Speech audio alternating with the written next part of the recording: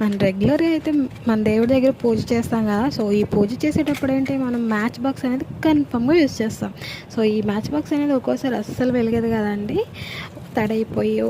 So అలా కాకుండా కొన్ని బియ్యాన్ని, కొన్ని చాక్ పీసులు ఉంటాయి కదా, కొన్ని చాక్ పీసులని అయితే ఇలా మ్యాచ్ బాక్స్లో పెట్టేసి ఉంచండి. సో ఇలా పెట్టడం వల్ల మ్యాచ్ బాక్స్ అనేది ఎన్ని డేస్ స్టోర్ చేసుకున్నా సరే అస్సలు పాడవదు, చాలా బాగా అయితే వెలుగుతాయి ఈ టిప్ని యూజ్ చేయడం వల్ల.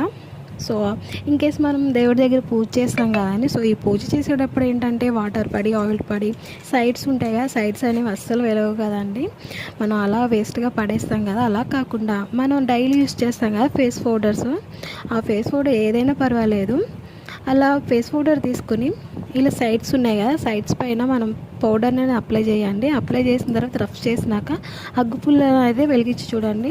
సో చాలా బాగా అయితే వెలుగుతుందండి. సో ఇలా మనం ఈ చిన్న చిన్న టిప్స్ వల్ల మనం డైలీ చేసుకునే పనులు కూడా చాలా ఈజీగా అయితే వర్కౌట్ అవుతాయి.